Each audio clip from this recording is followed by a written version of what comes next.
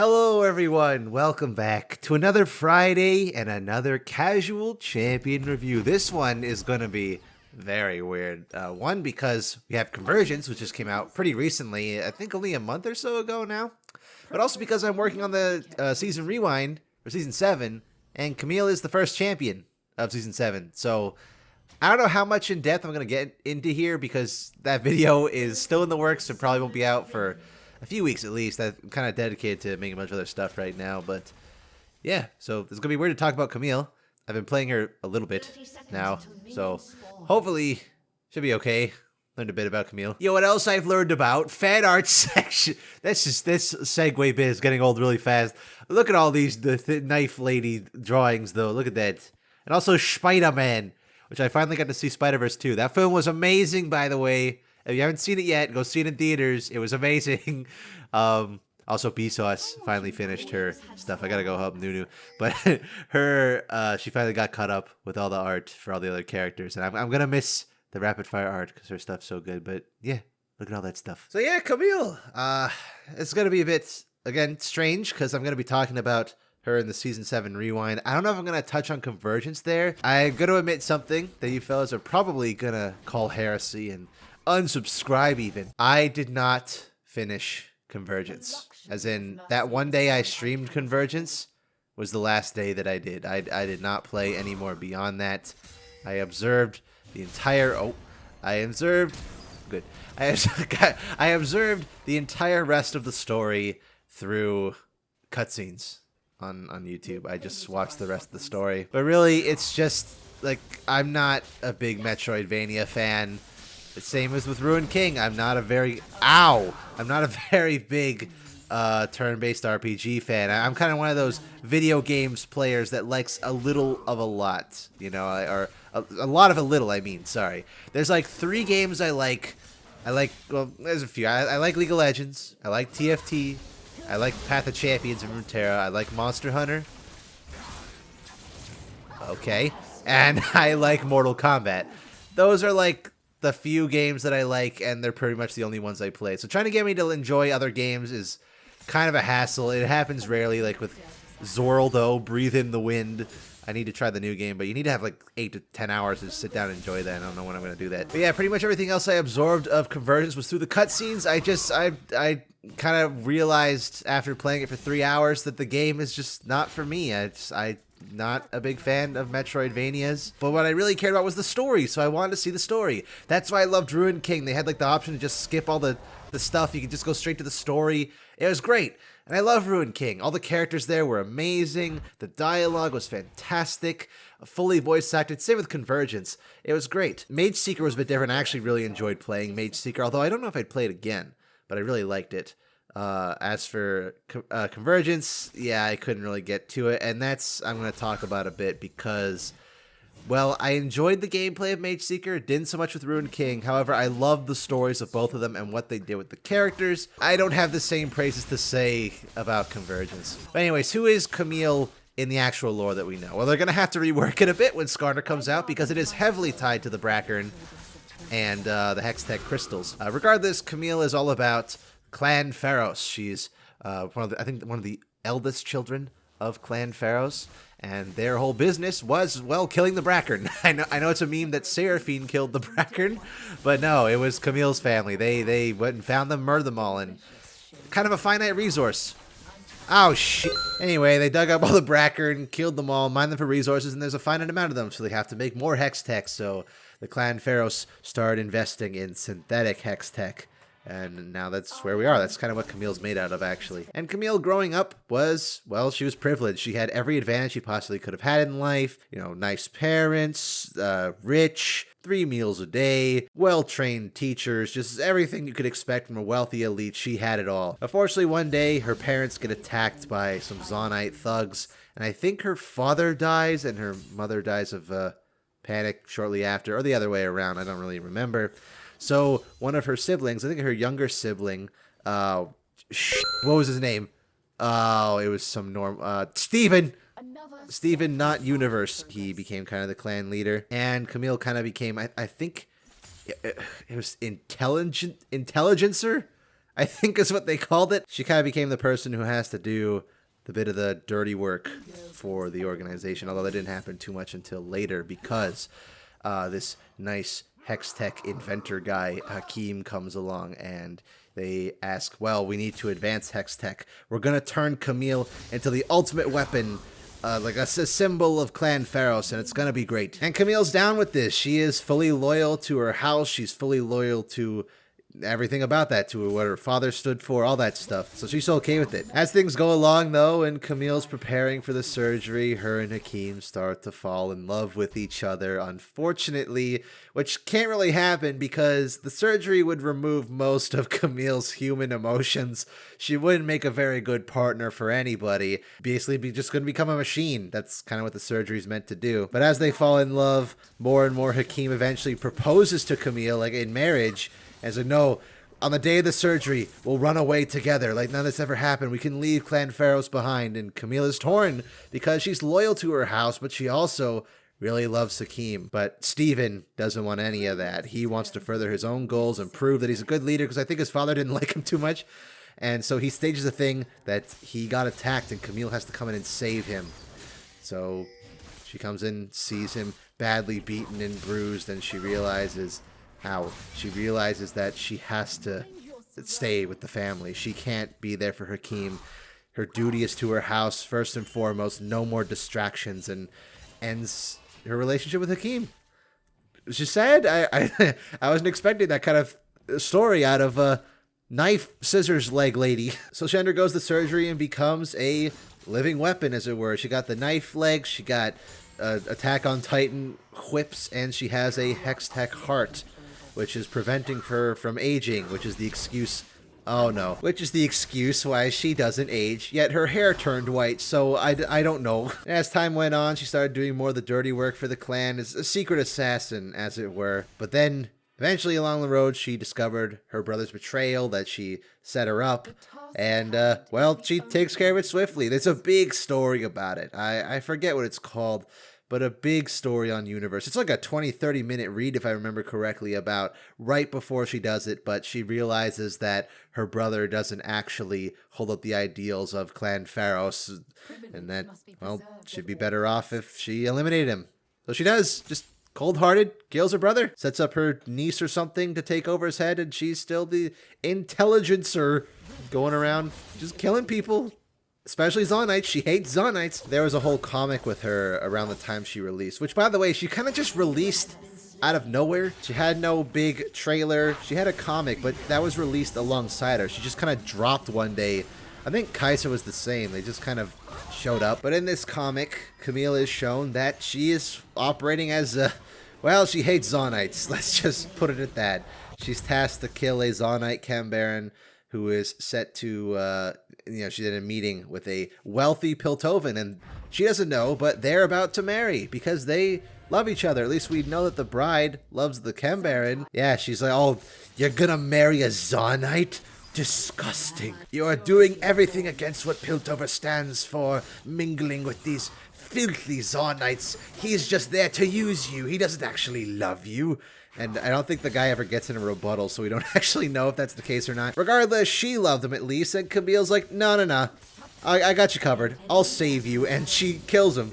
She just kills the Cambaran, and that's the end of that. And the bride's left crying because her husband's dead, or soon to be, I guess, fiance. Her fiance's dead. So Camille, she's, at the end of the day, is a cold, calculating machine. She lacks most human emotions because she basically replaced it. Like, that's the metaphor for the Hex Tech heart, is that she is missing that human element. She's missing her heart. And in that way, I really like her as the sort of villain of Piltover. Because from an ethical standpoint, Piltover are the bad guys. They're the rich upper elite that let the Zonites just wallow away in darkness and filth, while they stay up there eating cupcakes and, I don't know, having boardroom meetings, I guess. In a way, I think she's actually a great parallel to Renata Glass. Like, you have the two rich elites, basically, of each region. You have the Piltovan one, and you have the Zonite one, and what a coincidence, they're both kind of more elderly ladies. So at least Renata is a bit on the, at least looks a bit on the older side. I don't remember how old Camille is. I think she's over 100. Now, isn't she? Or is she like in her 80s? She certainly doesn't look like it. I really should have given her full big story a read over again before I did this casual review, because if I remember correctly, it's one of the best stories in League of Legends history. Nice. Yeah, Camille's lore, really great, even from the little bit, without the big story. I really like that. Good metaphor for Piltover, for the... Are you kidding me? I didn't even get to her design yet! Oh, come on. Fine. Alright, here we go again. Round 2, baby. Renekton again. For some reason. I don't know if it's the same one, but I guess now I'm kind of done with the lore. We can talk about her design a bit. It's no surprise I'm not a big fan of... It's the usual just, well, she's actually a lot older than she appears, but we just aged her down significantly so you couldn't even tell because Hextech power, magic, crystal, something or other. And man, what I wouldn't give for an actual old lady champion. She's supposed to be an old lady, but she's just not. And I guess for the job she's supposed to do, it would look silly to see this like 80, 90-year-old woman running around doing all these flips and Attack on Titan spins and shit. It wouldn't look very well, but why include that part of her story, I guess? And why does her hair age? Everything else about her didn't. It's just weird. Plus those thighs, like, Jesus, man. Is that necessary? I don't know if that was necessary. Something about making an old lady just not actually look old and giving her the biggest thighs in the 7 seas. And I know the characters I have drawn aren't exactly thin in the thigh department, but that's just for fun. I'm talking in the terms of like an actual, you know, character design. I think it's a little strange. I guess it's where all her ropes are stored or something. I like the blade legs a lot, though. It definitely makes her pretty unique compared to other champions. There's no character in the game with a weapon like Camille. And it makes sense for her character because she is supposed to be the big upper class who steps on everybody. And in this instance, she is significantly taller than everyone, hence, you know, big and high and mighty, upper class, literally upper, as well as, well, she steps on you, you're gonna die. It's a nice metaphor for the way she acts, like as her personality. You see this tall, imposing woman with literal, her body part is a weapon. Like, you're gonna be intimidated. You're gonna know she has high power, and she looks so Piltover. I think she probably holds the record for the most Piltover-looking champion. Second would probably be Caitlyn now. I think her hair loopies are a little weird, though. They made it very exaggerated in Convergence, and it was kind of distracting. It looked like she had two... Ow. It kind of looked like she had 2 eggs on top of her head. I shouldn't have done this. Ah, on Convergence. How could I forget? Well, we're gonna get a bit of slander here, because like I said, I didn't play through all of Convergence. However, I did watch the rest of the story. And whereas some champions, like in Ruined King, I feel like they treated those characters with the utmost respect. Maybe Pyke is a bit on the weird side, but I feel like the people who made Ruined King really understood the characters. Mage Seeker as well. I think they really understood the characters' motivations, what their personalities were like, how they would act in certain scenarios. I think they got it down pat. Convergence, they got Echo. I think 100% they got Echo. Nailed his personality. Great stuff there. Love that. I liked Future Echo quite a bit. Not as much as I would have liked to, but I think the other characters kind of fumbled the bag a bit. This is going to turn to a bit of a Convergence rant despite it being about Camille, but Camille is a main character in the game, so it counts. A lot of you fellas don't know this because I haven't talked about him very much, but I am going to talk about him a lot in the Season 7 Rewind when that comes out before the Heat Death of the Universe. Warwick is one of my favorite champions, so what they did to him in Convergence, they just turned him into some mindless boogeyman. Like, it's cool that he's like an urban legend, but then he's just some monster. You could have replaced him with any one of the bug creatures from Mage Seeker and it wouldn't have made any difference. But that's a minor. I can understand why they would do that because he is a big monster. You probably would expect him to just be some boss enemy. But Camille, like, that's not Camille. Camille wouldn't act like that. Camille wouldn't make those decisions. It felt like the people who wrote the story for Convergence didn't understand who Camille was as a character. And I'm not saying like she couldn't have a good side or learn to like people or have a slight bit of humanity, but her whole character is about her sacrificing her humanity for the good of Piltover. She hates Zaunite and sees them as lesser than her and lesser than all of Piltover. So the fact that she, spoiler warning, I talk about Convergence spoilers here, so if you want to avoid that and play the game, go ahead and do that, skip this part of the video. Teamed up with Echo, not even teaming up with Echo. She's the one who proposed the idea is baffling. That Camille would never. It just feels so out of character, like they had to force her. Like, why wasn't it Caitlyn? You could have just done Caitlyn. My only thought process is maybe because they didn't want to include too many arcane characters, but they included Jinx, so I feel like you could have just done Caitlyn over Camille. It's all about a detective. They're trying to find the mystery to why Echo's, or Future Echo's they're trying to find the big bomb that Future Echo's placing. Detective work, that's Caitlyn's whole thing. He's a detective. I get Camille's kind of like that too, but if you want to have a friendly Piltover who understands Zonite and is able to be sympathetic, you don't do Camille. Camille's the villain. Like, imagine Star Wars, they're just looking around like, oh, we got to figure out that this planet's going to explode. Who are we going to ask for help? And they go and ask the fucking Emperor. Like, what? It felt wrong. It didn't feel like that's Camille. She was so friendly and nice, especially to Echo. She's comforting him like he's some long-lost child she never had, and that's not what Camille is like, especially to Zonites. I don't know, it's kind of frustrated me a bit. Not to say that she couldn't potentially have a softer side, but like I said, that's the whole metaphor for the Hextech heart. She literally had her heart ripped out of her body and replaced with a cold, calculated machine. I don't know, man. Convergence kind of frustrated me a little bit. I mean, it was bound to happen one of these days that the story wasn't going to deliver in one of the Riot Forge games, though you could argue that was Hextech Mayhem as well. That didn't really have much of one, to be fair, though. That was kind of just Ziggs running around being a dumbass, blowing things up for fun. I think it hurts even more because it was Camille's original voice actor they brought back to do the same part, and I'm just thinking, like, man, the introductory scene where she's introduced, like, that was great. That was perfectly Camille. Like, this child gets in the way, even though realistically, if Camille had known about Echo, she'd probably just kill him on the spot anyway, not wait because he was just a minor distraction. Unlike some champions, though, like how they kind of botched up Nocturne in Mage Seeker, Nocturne doesn't really have much other lore to go off, so that really hurts his chances of how good his lore is and how much he's going to be used in the future. God damn it. At least Camille, even if they botched her up in Convergence, she has plenty of lore to go around. She's in cinematics. She has so much extra lore that it's like, well, they got her wrong one time. There's tons of great stuff for Camille already. Plenty of good stuff to enjoy, and a very heartfelt story at that. So I can't complain too much. It just kind of sucks because the Riot Forge games are supposed to be canon.